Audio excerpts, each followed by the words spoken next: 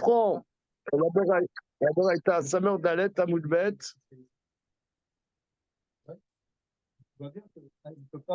C'est bon? Oui. Comment? Betzat Sheret, c'est ce qu'on a vu hier. On a vu ça, on a vu hier dans le Aruch HaShulchan que Rambam, lui, il dit on parle pas un œuf où il y a un embryon, hein. On parle un œuf de coucou, frais, oui. Eh bien, s'il en mange, c'est interdit, mais il ne soit pas malcoute. De la même manière, celui qui boit un verre de lait de chamelle ou de lait de jument, eh bien, il ne reçoit pas malcoute. Bien que ça soit sourd, il ne reçoit pas malcoute. C'est interdit à titre de Ayotse Minatametame, mais il ne reçoit pas malcoute. Voilà, c'est ce qu'on a vu. Hein. C'est bon, c'est clair. Le sujet est clair. Tanoura Banan. Donc on est dans Samer Dalet Amoudbet, troisième ligne. Gioule Betsi Mutarot. La cuisson des œufs, c'est permis. Alors Rachi explique, dans une casserole, il y a eu des œufs cachers qui ont cuit avec des œufs de coucou. Voilà. Eh bien, c'est cachère parce que ce qui dégage de l'œuf à sourd, c'est de l'eau. C'est pas du goût. C'est pas du goût. C'est un chidouche.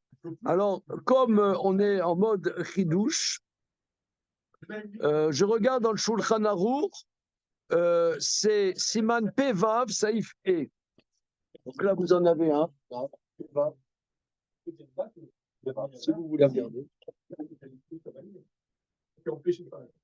Pevav, Shulchan Aruch, Saïf E. Pevav.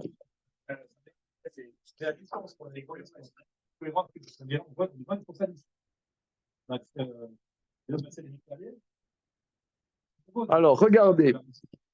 Le Siman Pevav dans Yoredea, Saïf E. Betzaf of Tame, Shenid Bashla im Acherot. Un œuf d'oiseau impur cuit avec d'autres, c'est-à-dire avec d'autres œufs cachers.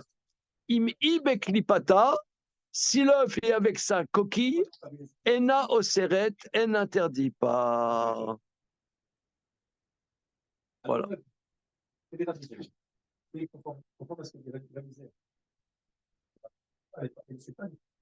Bien, ça n'interdit pas. Mais que des œufs de volaille, du coup. Comment? Que des œufs d'oiseaux. Tu veux dire quoi? Des œufs de serpent? Est-ce que ce serait pareil? Ouais. Des œufs de serpent. Là, on parle d'un oiseau impur. Hein?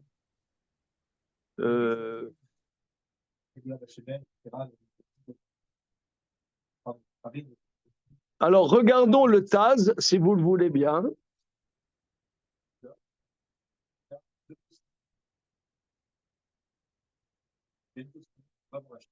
Alors, regardons le Taz, Tourezav. Mais Klipata, Ena Oseret, avec sa coquille, ça l'intérêt. Delo Yeva Tahama, Keshei Beklipata. Parce que ça ne donne pas du goût quand c'est dans la coquille, qui va le Shenba Mamash. Parce que l'œuf, il n'y a pas du concret. Rak Maya Be'alma, c'est de l'eau, somme toute. En Kohar Aour, Cholet, Betor Abetsa, il n'y a pas la force. En Kohar, il n'y a pas la force dans le feu de prendre part, de dominer l'œuf pour en sortir le corps de l'interdit, ce qui n'est pas dans l'œuf où il y a un embryon. où là, l'interdit est mamache. Même par la coquille, c'est interdit. Donc, tu as un œuf où il y a un embryon formé, tu le cuis. Ah, monsieur Morisot, il n'est pas en présentiel, qu'est-ce qui se passe là? Non, désolé, je ne pouvais pas venir. Je ne peux pas rester très longtemps. Alors, je fais un petit coucou. Je vais écouter un petit peu. Merci, Ah, Rav. ça fait longtemps qu'on ne s'est pas vu, l'ami. Avec plaisir. Je serai là demain, normalement. Bien évidemment. Super. Ok, alors maintenant, tout ça pour dire que, donc l'œuf, alors c'est marrant parce que l'œuf, dès qu'il est cuit, il est quand même quelque chose. C'est quand même une mamachoute. L'œuf, tant qu'il n'est pas cuit, tu pourras me dire, c'est rien de spécial. Mais dès qu'il est cuit, tu as un œuf. Il a un œuf cuit, c'est un œuf dur, c'est un œuf dur. Hein, qu'est-ce que vous dites là, le peuple de France, là le...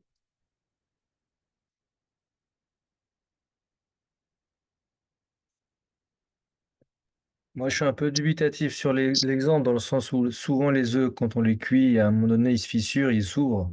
Et donc là, ça va se mélanger dans l'eau. Ah, ça c'est pas mal. C'est pas mal. Mm. Pourtant, je fais Mais pas beaucoup d'œufs, mais ouais, de mais, vieille expérience. c'est vrai, mais c'est pas toujours, hein, c'est pas toujours. Moi, Oui, c'est vrai, c'est pas systématique. j'ai l'expérience quand même. J'arrive à cuire des œufs sans qu'ils se pètent.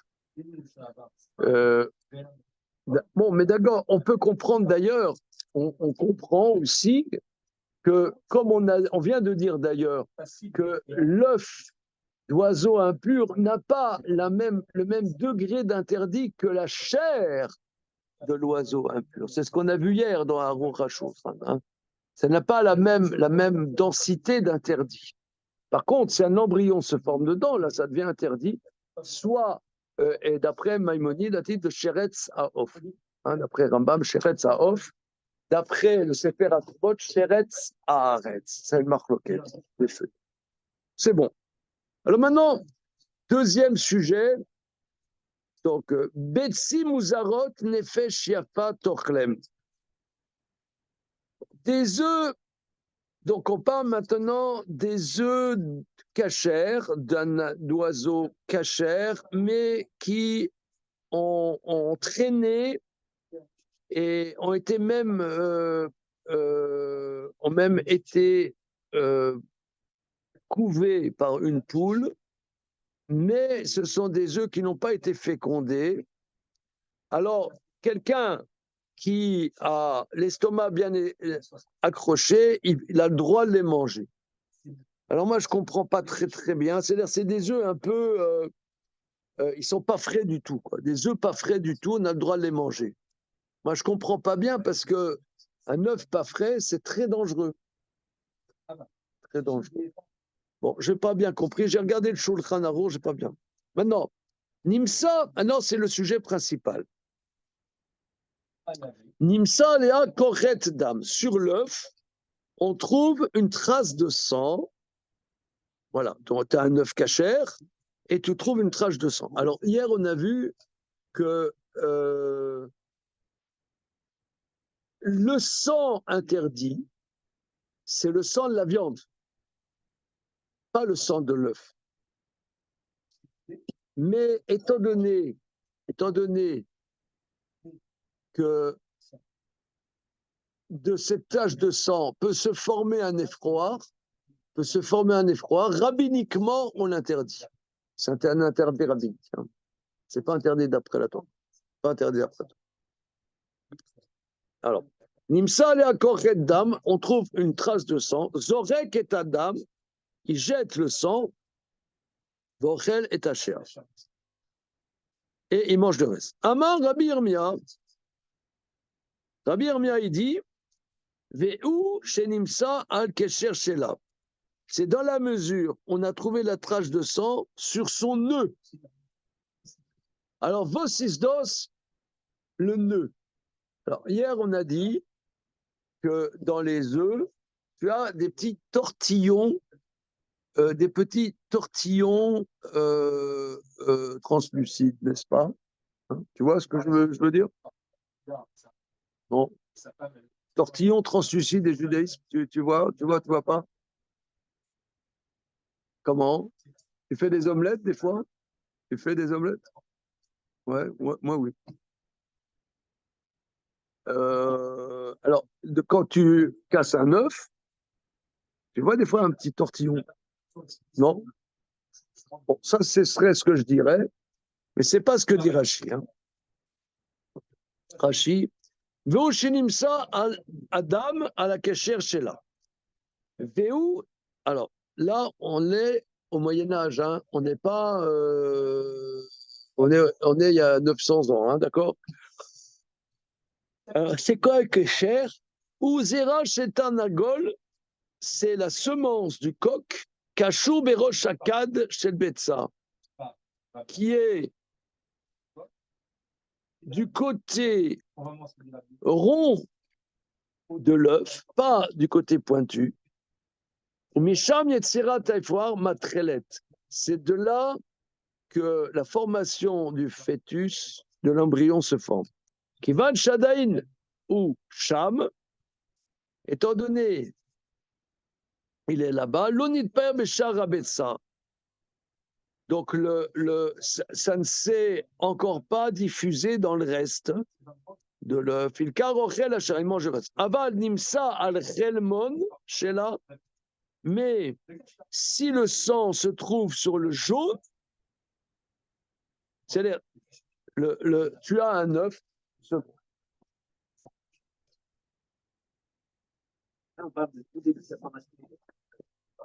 Ça meurt d'alerte. Il y a un risque que ça soit le début de l'embryon. Ça meurt d'alerte à mon bête. Ah, voilà. Très joli. C'est merveilleux. Là, c'est un moment de bonheur. Regardez, je vous l'envoie en photo pour les zoomers.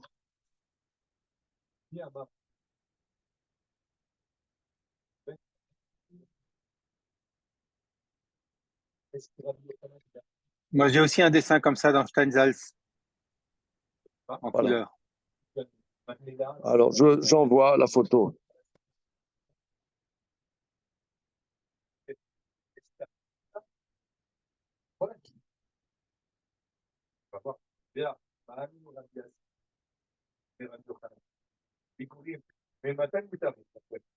Alors,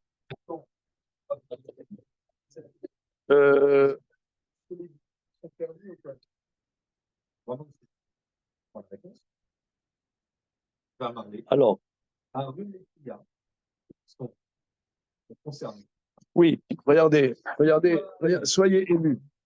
Un œuf, tu as le jaune et tu as des tortillons translucides. Ça, c'est le blanc, le jaune, tortillon translucide. D'accord? Là, tu as le côté rond, là, le côté pointu. Donc, si la tache de sang, tu le trouves là, tu enlèves le sang et tu manges le reste. Mais si c'est là, ça veut dire que là, ça s'appelle déjà un embryon. Et l'œuf, tu ne peux plus le manger.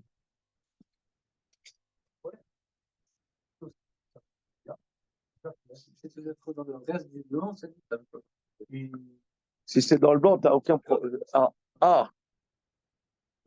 Savoir. Comment? Savoir si la tâche a gagné. Voilà. Alors, OK. Alors maintenant, Rachid nous explique que si c'est sur le jaune, alors là, ça veut dire que ça commence déjà vraiment à être un embryon. Donc on a vu plus haut qu'un embryon dans un œuf d'oiseau cachère, c'est interdit rabbinique. D'accord? Tané Doustaï, à vous des Rabbi Aftoriki. Monsieur Doustaï, le père de Rabbi Aftoriki, je vous ferai remarquer, apprécier les prénoms qu'il donnait à l'époque. Ouais, Aftoriki, Doustaï. Ouais, ça fait très perse, hein. C'est Albert et Roger, hein, de l'époque, quoi. Hein. Bon. Non, parce que des fois, il y en a, ils disent oui, mais monsieur le Rav, pourquoi vous gardez votre prénom français? Ben, demande-leur, là, Doustaï et Aftoriki. Hein. N'est-ce pas? Ok. L'Oshanu, et là, Shenimsa al-Chedbon Shela. Quand est-ce qu'on dit que tu prends le sang, tu le jettes? C'est si c'est sur le blanc. Avanimsa al-Chelmon Shela, Filou Betsa Sura. Mais si c'est sur le jaune, alors l'œuf est interdit entièrement. Maïtama, pour quelle raison? Des Shada Tachla Bekula. Parce qu'il a envoyé, Shada, le sang a envoyé un défaut dans tout. Comme ça, Rachid explique, Tachla, la shon Shikul, Viriuta Shikul, c'est une déperdition dans tout. Le fait que la tache soit sur le jaune, la déperdition est globale. Amarlo Rav Gavia, mais Bekatil, les ravachés. Alors Rav Gavia, de la ville de Katil, il a dit à Ravaché, Ifra Tané. Mais j'ai appris le contraire. Ifra Tané Tana Kamed et Abaye. Un Tana, donc vous savez qu'est-ce que c'est un Tana? C'est un répétiteur, quelqu'un qui connaissait les Beraitot par cœur. Il était devant Abaye et il a rapporté la Beraïta contraire. Que si c'est sur le blanc, tout est interdit. Si c'est sur le jaune, tu jettes le sang et tu gardes l'œuf. Le contraire, Rashi, Tana echad ayashone ota le fana ifra lo shanu el hashemna al chenmon shela. Que quand est-ce que tu prends le sang, tu l'enlèves et l'œuf est permis? Si c'est sur le jaune. Ve Abaye ou des tarzan et ale achi et Abaye.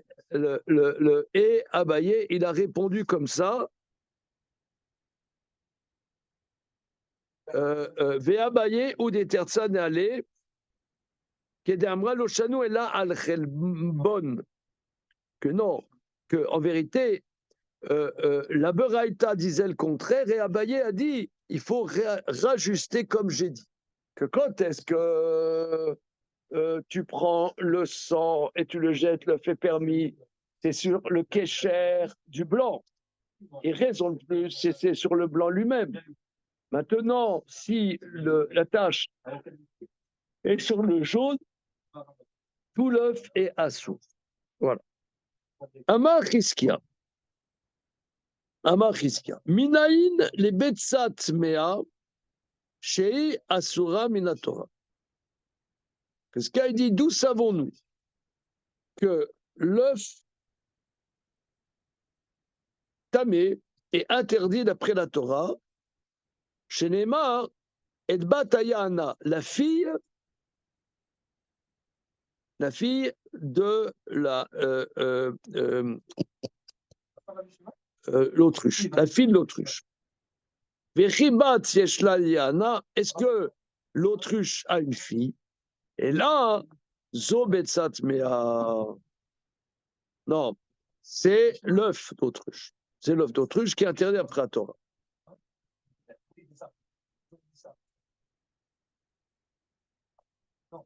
Alors, on a vu dans Tosfot comment ça se fait qu'on a besoin des psukim, puisqu'on a Kola Yotse Midatam Etame, etc. Voilà. Voilà. Vedilma Ainu Shamayu, mais peut-être l'autruche, elle s'appelle fille d'autruche, et que Batiana, c'est pas l'œuf. Dilma Ainu Shamayu, c'est non. L'Otsad Kadata, c'est pas possible.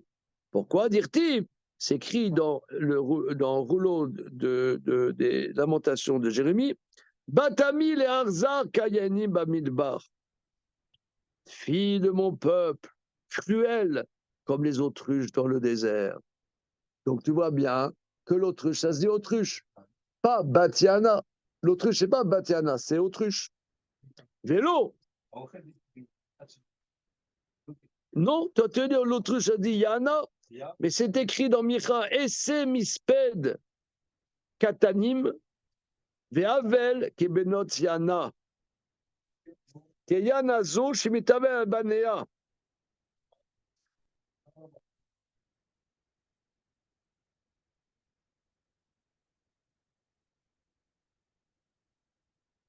Alors, le prophète Micha dit, je ferai une oraison funèbre comme les Tanim et un deuil comme les filles d'autruche.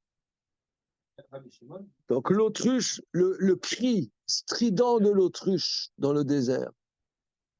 C'est comment le cri de l'autruche? Ah, toi qui habites en Israël et que tu vas te balader là, il y en a beaucoup des autruches en Israël. Il n'y a pas que ça. Hein. Non, il y a pas. Il y a des, comment dire, des élevages d'autruches. Hein. Des grands élevages d'autruches. Ils font tout. Ils font des start-up, ils font des médicaments avec l'autruche. Ils font des fusées, des armes nouvelle génération avec les autruches. Alors,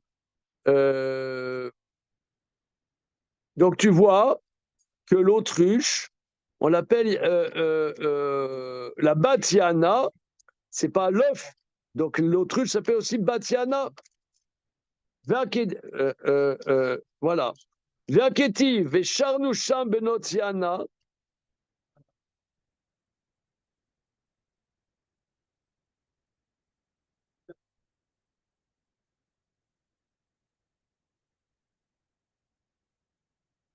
Ah. Ve'esemisped ketanim ve'avel kebenotiana. Réponse de la Gemara. Qu'avel kebenotiana, c'est-à-dire comme l'autruche qui s'endeuille sur sa fille. Kibnot, comme la fille de l'autruche ici, c'est l'autruche, ça s'appelle Yana. Et Kibnot Yana, c'est-à-dire comme l'autruche qui s'endeuille sur ses filles. Ve'aketim, un verset qui dit dans Isaïe, Ve'sharnu sham benot Yana, résideront là-bas les benot Yana. Donc tu vois que benot Yana, c'est pas l'œuf, c'est c'est l'autruche elle-même. Réponse, non. Keyana zo chez Shochenet imbanea. Kebatiana, benotiana, c'est-à-dire comme l'autruche avec ses petits. Vaketi terabdeni chayat asade tanim ou benotiana.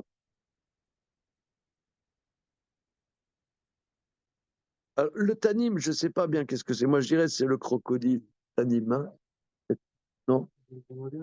C'est pas le chacal? Ah, Le chacal, comment? non?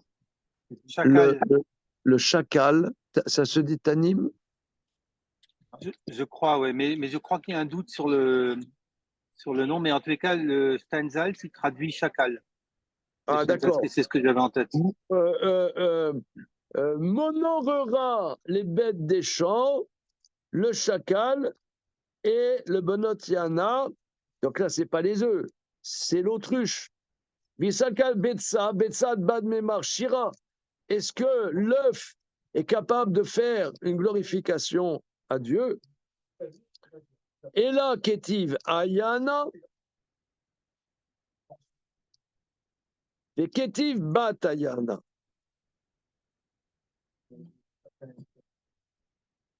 Et là, ketiv ayana, et ketiv batayana. Parfois, l'autruche, on l'appelle yana, et parfois batayana.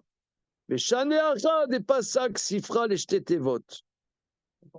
C'est différent ici que le livre le sépare en deux mots. Mais les pasik léou, be safra, be tarte, tevot, shmamina, tre shemod ninu.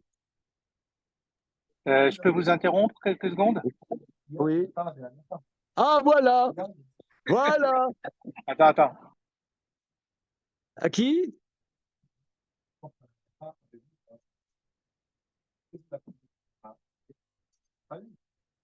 Attends, je te vois pas là, fils. Ça va, ça boum?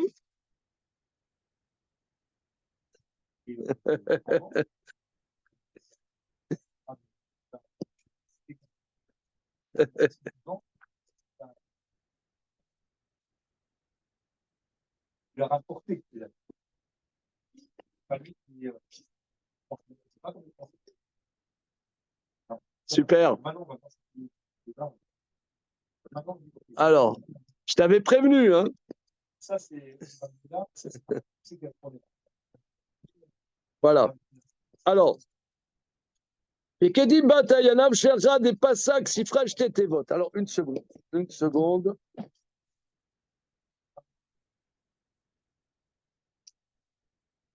Ça me donne à Moudbet.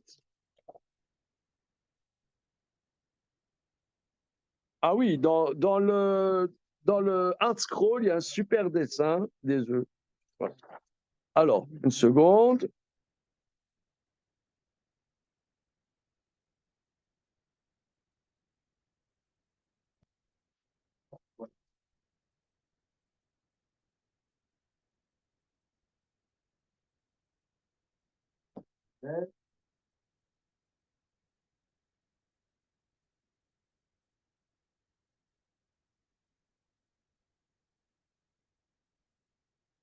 Alors, regardez, ici, on est dans un moment d'absurde.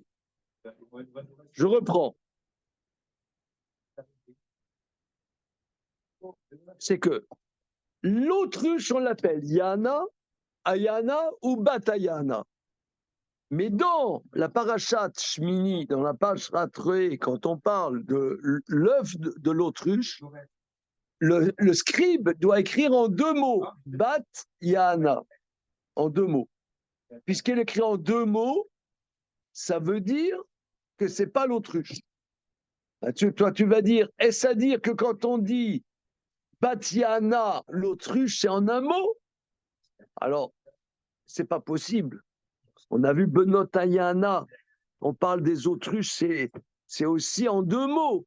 Alors, j'ai vu Art Scroll dit que ça va être expliqué dans la suite. Là, il y a un moment, il y a un triangle des Bermudes mental. Hein, il faut supporter. Voilà. Et là, Shaneacha, c'est des passages sifra le shtetevot, que le scribe doit s'écrire en 2 mots, Batayana. On met des passages où safra betarte sevot, étant donné que le scribe doit écrire en 2 mots, Shmamina tre shemoninu. Je déduis que ce sont 2 mots. 2 mots. Ah, tandis que Batiana, quand on parle de l'autruche qui appelle Batiana, c'est en un mot. Mais on sait que c'est pas vrai, mais la Gemara, elle avance. Okay, elle dribble, si vous voulez, un dribble. Hein, on essaie. Et là, Meata, d'après ça, c'est écrit dans la Torah, Et Kedar la Omer, des passages Sefra Betre, Achinami, des Tarte Shmeninu. Alors, dans Bereshit, on dit Kedar la Omer. Alors, il dit en 2 mots. Tu savais ça qu'il fallait écrire en 2 mots, Kedar la Omer? C'est nouveau, ça. Alors, Vet Kedar la Omer, en 2 mots. Là aussi, tu veux dire, c'est 2 choses différentes. Amre, Ata Beshtetevot, Pasikleu, Beshne Shitim lo Pasikleu. Aval Acha, Felu Beshne Shitim nami Pasikleu.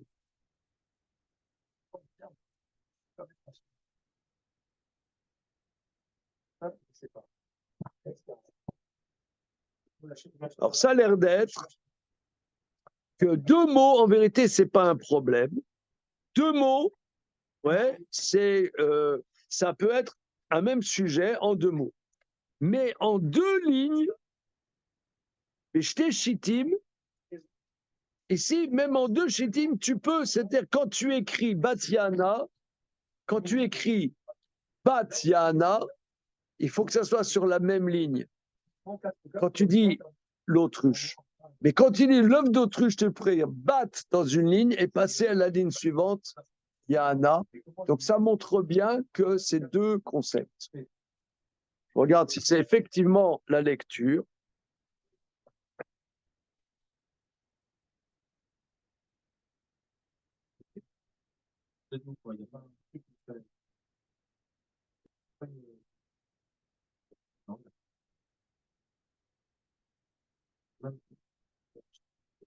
Voilà.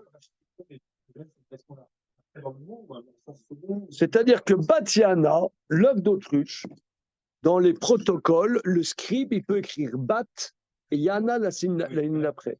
Tandis que quand il parle de Batiana, l'autruche, il faut que ça soit dans la même ligne. Kedar, la Homer, Kedar, la Omer, comme c'est le même mot, mais en le même notion en deux mots, tu n'as pas le droit d'écrire Kedar sur une ligne et la Omer la ligne d'après. Il faut que ce soit absolument dans la même ligne. Tandis que Batayana, le protocole, tu peux l'écrire dans deux lignes différentes. C'est bon? C'est clair? À juger. Une fois, deux fois, Yemevora. On continue. Alors, on reprend la Mishnah. Ça fait très longtemps. La Mishnah d'Afnun Tet.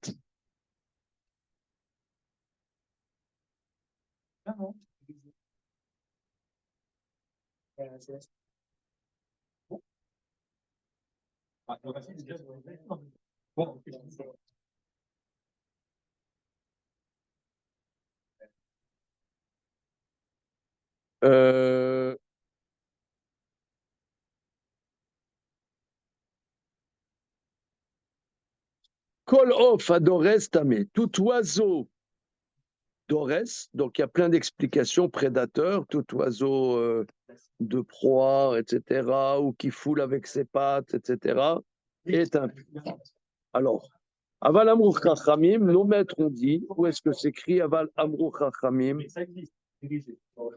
Cette phrase fait référence à quoi?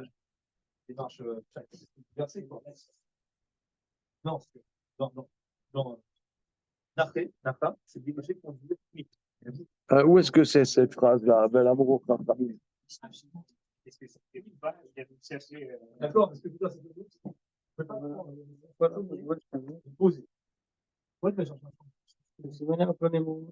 C'est pas le langage. Aval Amrou Chachamim, c'est écrit. Ah, Aval Amrou, pardon. Ok. Aval Amrou, pardon, Mechila, c'est la Mishnah.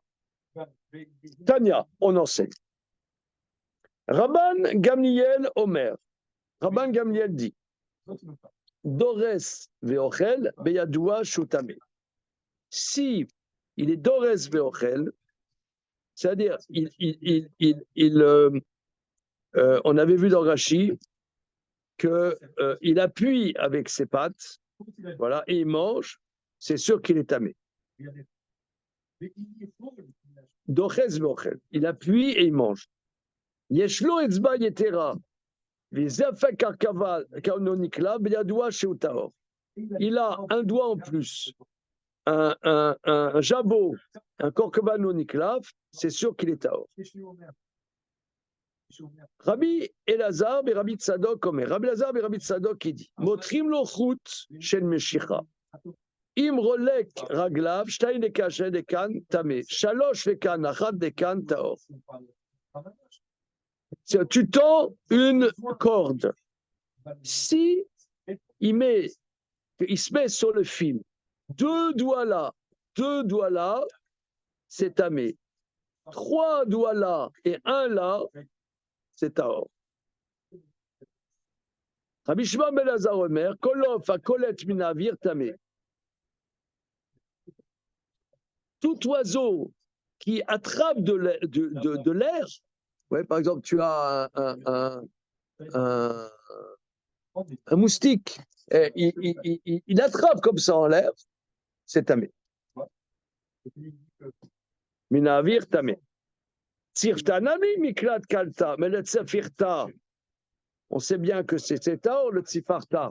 Seconde, c'est quoi le tsifarta?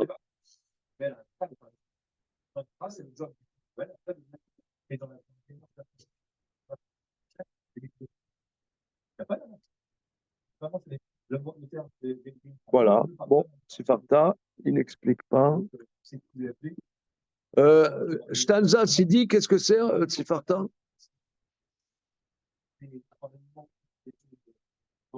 Un instant. Non, qu'est-ce que t'as? Je vois pas comment il traduit. Bon, en tout cas, Rashi nous dit, le tsifarta, indubitablement, on sait que c'est pur. Or, il attrape aussi en vol. Amarabaye, kolet veochel kamrinan. Non, il attrape et il mange. Ça veut dire, tandis que l'oiseau pur, il attrape au vol, il le pose et il le mange. Il fait une révérence. Voilà, il y a des manières. Chez nous, il ne le pose pas par terre avant de l'avaler. Il l'attrape et il l'avale. Voilà. Acherim omrim, sheken, shachem Oui. im tobim tameh, im torim taor. Ça, c'est ce qu'on avait vu déjà plus haut. Hein, on avait déjà plus haut. C'est que le tzafirta, ça dépend. S'il est voisin d'oiseaux impurs, il devient impur.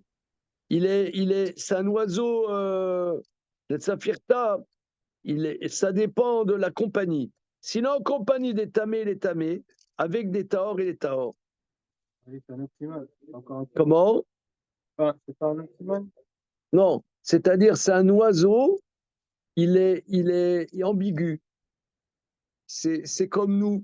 Si on est dans un bon environnement, on peut devenir quelqu'un de bien. Dans un mauvais environnement, on ne devient pas bien. Tu vois, il est dans un bon environnement, il est taor. Il est mauvais, il est tamé. Keman, qui Rabbi Lézer, des Tania. Rabbi Lézer dit Lo lichena mazarzir etzel orev. Et là, bienvenue au chomino. Donc, qu'est-ce que ça veut dire que là, c'est comme Rabbi Lézer, que le zarzir, il va avec l'orev, parce que c'est de son espèce. Donc, est-ce que ça conforterait l'avis de Rabbi Lézer? Afilou tema Rabbanan. Non. Même tu dis, ça va d'après les Rabbanan. Shachel venimé kamrinan. On parle que que fondamentalement, c'est une espèce pure, mais à force d'être auprès d'espèces impures, il va ressembler à une espèce impure. Donc là, si vous voulez, on va dire, c'est la théorie de Darwin dans le Talmud. La marque. Non, mais c'est Darwin aussi. Non, pas toute la théorie de Darwin, mais Darwin, il est allé aux Galapagos. Hein, non? Et là-bas, il a vu des oiseaux qui avaient des becs très bizarres. Et il a dit c'était une adaptation et qu'ensuite cette adaptation se transmettait. Mais ça, bon, ça c'est pas la vraie théorie de Darwin, c'est pas la théorie d'évolution, mais il y a des micro-évolutions, d'adaptation, on pourrait dire. D'adaptation, un oiseau, fondamentalement, il est pur, mais au fil de plusieurs générations auprès d'espèces impures, il devient espèce impure. Voilà. Voilà. Bien. Alors maintenant, on va aborder notre sujet principal, c'est évidemment les sauterelles. Parce que là, les sauterelles, c'est très important. On aimerait qu'à l'inauguration de notre nouveau local, il y ait des sauterelles pour tous. N'est-ce pas, Johan? Des sauterelles cachères. Ben, évidemment. Ah. Ben, évidemment. Attends. J'ai jamais pensé autrement. Donc, ça va être le sujet. Attends, pardon, Rav, j'ai raté un morceau sur la Mishnah d'avant sur l'oiseau qui a une des mauvaises fréquentations. On parle de quel oiseau là? C'est quoi le nom? Tzafirta, De comment? ouais, cet oiseau dont l'Agmara parle, le Tsifarta, est un oiseau pur, mais s'il est parmi des oiseaux impurs, eh bien, il s'adapte et il devient impur. Il devient prédateur. Il devient prédateur. Steinsaltz, il ne le traduit pas et il dit juste que, d'après Rabbeinu Yonatan de Lunel, c'est un oiseau qui attrape les insectes en l'air. Oui, c'est ce que l'Agmara dit, évidemment. Ouais, c'est tout ce qu'il dit. Et qu'il les mange, comme Ouais. ça. Bien que fondamentalement, ça soit un oiseau pur, mais s'il est avec des oiseaux impurs, il vit parmi des oiseaux impurs, il prend cette habitude. Donc ici, c'est extraordinaire. C'est-à-dire, tu as un oiseau fondamentalement pur, mais il peut s'habituer à changer ses habitudes et devenir prédateur. Non, mais si on voit un oiseau qui est parmi les animaux impurs, qui est certains des animaux impurs, on peut dire. Non, on parle que de ce Tsifarta. Le Tzifarta a cette particularité. Ok, alors maintenant on reprend la Mishnah sur les sauterelles, si vous le voulez bien. Alors, Bechagavim, la Mishnah dit, Dafnun tet. Bechagavim kosh yesho aba reglaim ve arba knafaim ve kartsulim knafav chofim et troupeaux. Donc la sauterelle cachère, elle a 4 pattes, 4 ailes et des karsoulim, et ces ailes recouvrent la majorité de son corps. Alors, on va regarder les dessins sur notre tête, on reprend un peu.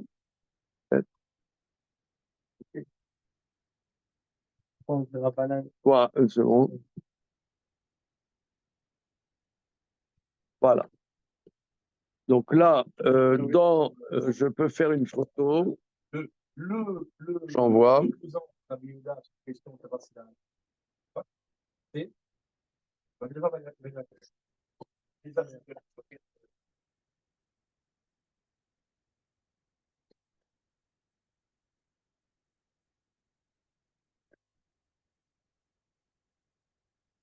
Voilà, c'est bon, je viens de l'envoyer.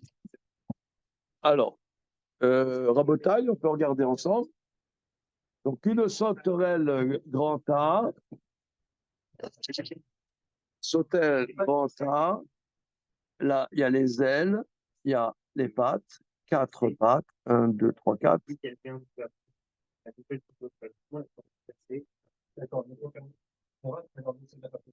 Et des, comment dire, des ressorts, quoi, des pattes forme ressort. Il y a 4 pattes normales.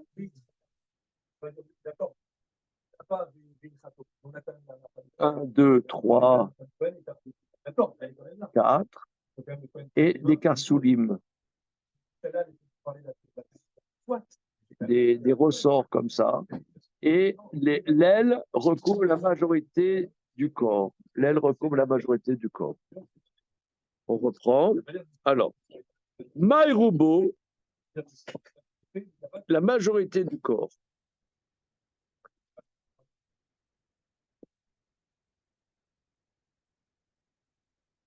Amar Rav Yehuda, Amarav, Rav Yehuda non Rav, Rovovko, la majorité de la longueur du corps. L'amrela Rov et Kefo, il y en a qui disent la majorité de l'épaisseur du corps de cet insecte. Voilà. Amarav Popé, ma papa il dit Ilkar, c'est pourquoi. Bainan Rovovko, Bainan Rov et Kefo, il faut les deux. La majorité de la longueur du corps de l'insecte et la majorité de l'épaisseur du corps. Ilkar, oui, il va me étant donné qu'on a dit ça, il faut les deux. Tanoura Banan.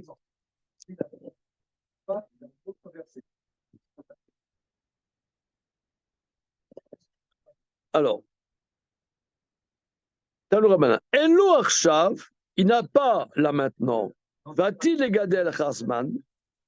Mais il va avoir plus tard de quoi? Il va avoir quoi?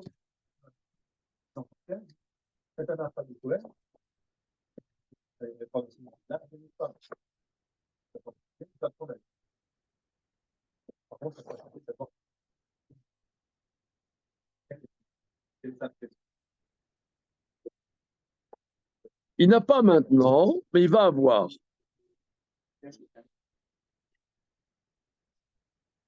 Ah, nous avons une sauterelle. Nous savons que cette espèce de sauterelle, c'est quand elle est mature qu'elle a ses ressorts, ses pattes ressorts en ressort. Quand elle n'est pas mature, elle est jeune, elle n'a encore pas ses pattes ressorts. Ça va pousser après. A-t-il les gadel? Par exemple, le zachal. Il y a une espèce qui s'appelle zachal, min chagav, chez gadel, oler, gadelim, bokartsulim. C'est seulement quand cette bestiole devient mature, et Karsoulim, étant donné que c'est cette espèce, on sait que plus tard, c'est permis, ça s'appelle une espèce où il y a des Karsoulim. bien qu'il n'y a pas maintenant. Parce que c'est pas Alors, Rabbi Lazar et Rabbi Yossi Omer, Rabbi Yossi, Rabbi Lazar et Rabbi Yossi dit, Asher lo keraim, afalpi shelo arshav ati negadel azman. Alors, regardons le verset dans Vaikra Yudalef où là, Asher lo s'écrit Lamed Aleph, mais ça, c'est comme s'il y avait un vav. Regarde, là-bas, on amène de là-bas. Oh, c'est bon, regarde, il y a plein de chômage là-bas.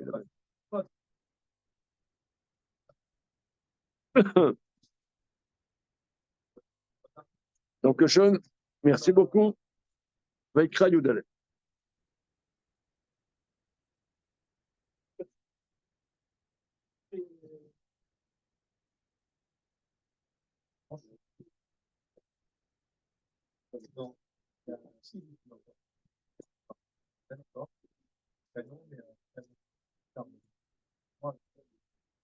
Alors, regardez, c'est incroyable. Dans cette édition, c'est pas 638, c'est-à-dire dans Vaikra Yudalef, verset Kafalef. Chapitre Yudalef, Pasuk Kafalef, page 638 de cette édition. Arrêtez Torlou. Voilà ce que vous mangerez. Mikol Sheret Saof, de tous les bestioles volantes. Aoler Alarba, qui va sur quatre pattes. Asherlo Kerayaim, Mea les Raglav. Alors, ça s'écrit Lamed Aleph, le scribe. Il doit écrire Lamed Aleph, mais c'est comme si c'était Lamed Vav. Ce que vous en conviendrez, c'est antagonique. Soit ya, soit ya pas. Eh bien, ça veut nous dire qu'il faut qu'il ait dans cette espèce des pattes ressorts, même s'il n'a pas maintenant, il l'aura plus tard. Vous voyez, c'est magnifique ça. Il faut écrire dans la Torah Asher Lo, mais comme si c'était écrit avec un vav, ce qui est complètement l'inverse. Hein?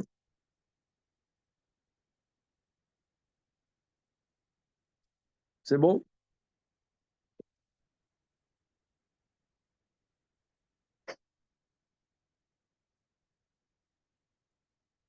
Il explique le article Kerayaim, pattes articulées. Ces insectes ont deux pattes articulées de la même façon que le genou humain. Cette articulation se trouve plus haut que le corps de l'insecte. Lorsque celui-ci est au repos, il utilise ses pattes puissantes pour se détacher du sol et s'envoler ou sauter. Voilà. OK.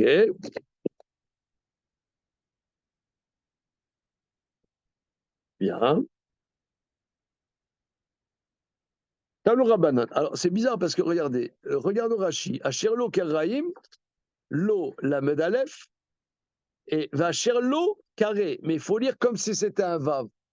Alors, je défie quelqu'un de prononcer un lamed aleph avec un cholam différemment de lamed vav. Quelle est la différence? Est-ce qu'il y aurait une différence? Les carré, on le prononce comme si c'était un vav.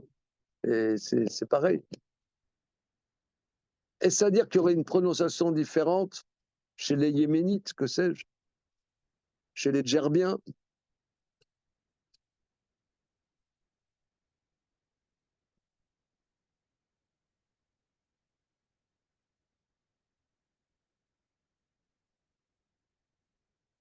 Il faut mener l'enquête. Hein.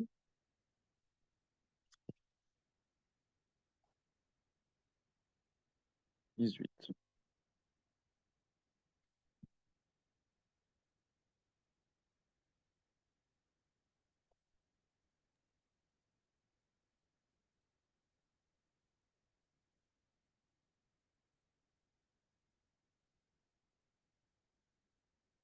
Ne soulève pas la question. Continuons. Là-dessus, la Gemara dit, ça c'est le Zachal. Maï Zachal, Amarabaï et Askarine. Le Zachal, c'est le Askarine.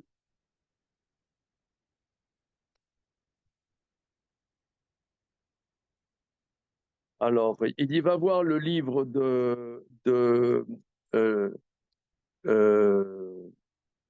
Rav Levinger.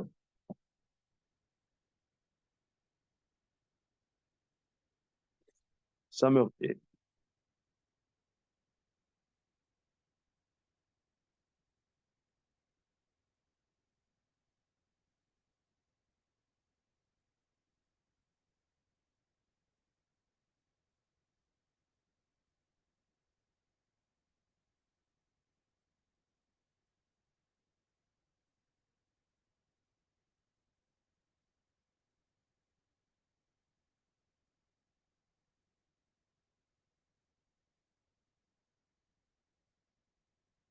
Zachal. C'est très intéressant, extrêmement intéressant, parce que là, il nous donne une espèce qui, dans sa croissance, elle n'a pas d'aile du tout. Au départ, quand elle est petite, elle n'a pas d'aile. C'est après seulement qu'elle a des ailes. Les ailes, ça marche. Oui, alors c'est bizarre parce que nous, on parle des Keraïm, c'est les ressorts, les pattes ressorts. Or, on dirait que dès le départ, elle a des pattes ressorts. Mais ça, c'est les ailes, par contre. Hein.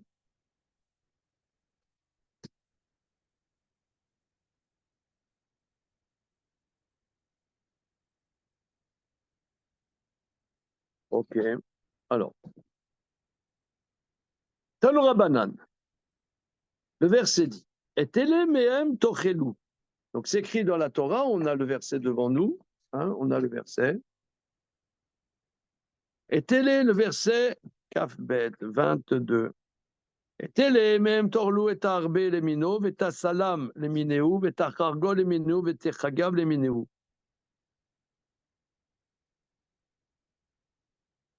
Voilà ce que vous mangerez, le harbé. Alors, comment il dit dans là Ceci pas mieux, vous mangerez le harbé, le solam, le chargol, le chagav. OK, bon.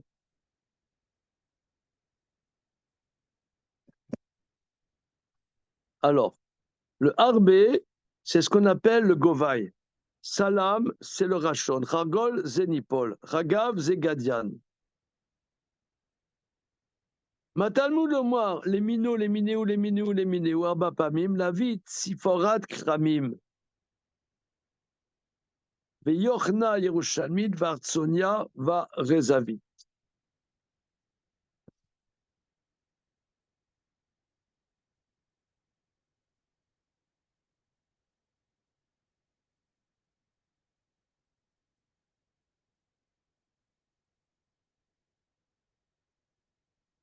Voilà. Tsiporat Kramim, Rashi explique, c'est une sorte de harbé qui n'a pas de gabachat. C'est quoi la gabachat? Begabarto, bekorarto, gabachat. Seconde.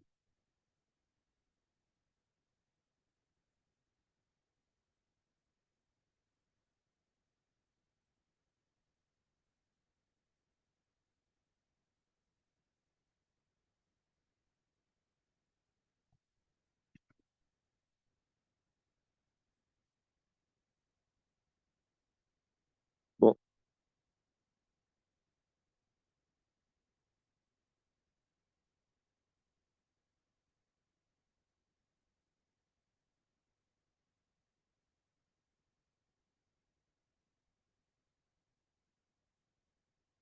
OK. Débé Rabbi Shmuel Tana. Alors pourquoi c'est répété tellement de fois les minos, les minos, les minéou? Dans les yeshivas de Rabbi Shmuel, on enseigne Elou klale klalot. Ce sont des généralités, velou praté pratot. Il y a la catégorie princeps et il y a des sous-catégories. Regardons Rashi, les Rabbi Shmuel Tana. Inar les minéou, la praté ninou kede amrat. Les minéou, c'est pas pour inclure des détails. Des lo marbe la mina de kolchad. Et là, klale ninou, veyeshkan klale klalut praté pratou kloma. Klalot abay machar klalot, shelo letzorer, vatu ledrasha, pratim abaim, shelo tzorer. Achar prato de drasha baou al koral. Kama ferash leu vazid de salam chaga ben pratot. Shelo utzreru le mineu aktuvim imaem em klalot shelo utzreru. Je n'ai pas compris Rashi. Une seconde.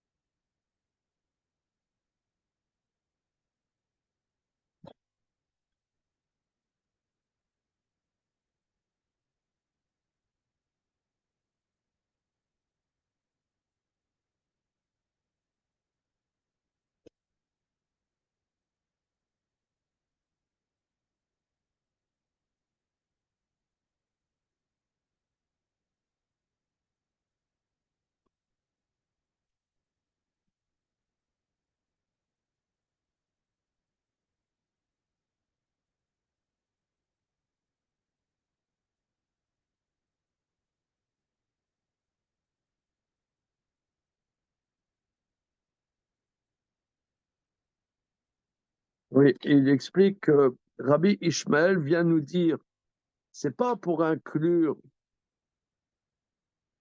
Tanakama, je reprends, Tanura Banan,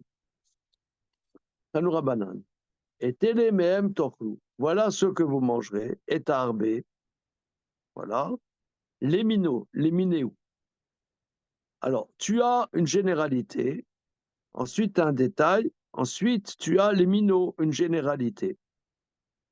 Les minots, a priori, c'est pour inclure. Maintenant, ça n'inclut qu'un seul cas. Donc, dit Rabbi Ishmael, inclure un seul cas, c'est pas légitime de mettre les minots pour inclure un seul cas. C'est pour nous faire une rachat de prat ou klal, klal ou prat ou klal. Vous connaissez klal ou prat ou klal? C'est une des règles pour apprendre des nouvelles lois. Tu as une généralité, ensuite tu as un détail, ensuite c'est une généralité. On généralise, mais dans la mesure où la généralisation a comment dire, les particularités, les dominantes du détail qu'on te donne au milieu. Alors, c'est ce qu'on va apprendre maintenant. Voilà. Regardez, je vous suggère que demain, on reprenne ce point et on est dans Sameré Amoudbet. D'accord? Sameré Amoudbet, demain, on voit, donc là maintenant, on est dans les sauterelles.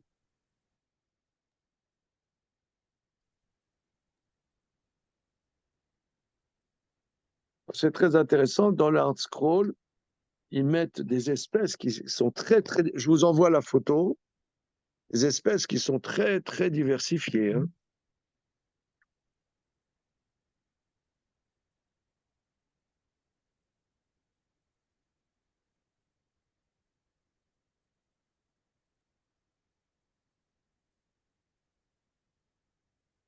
Et après, on fera une dégustation. Voilà. Je croyais qu'on n'avait pas le droit de manger quelque chose qui nous dégoûte. Mais si ça dégoûte pas. Oui, si ça dégoûte pas, ouais. Hein, Il c'est ça. y a une petite éducation à faire avant, alors. C'est vrai, c'est vrai.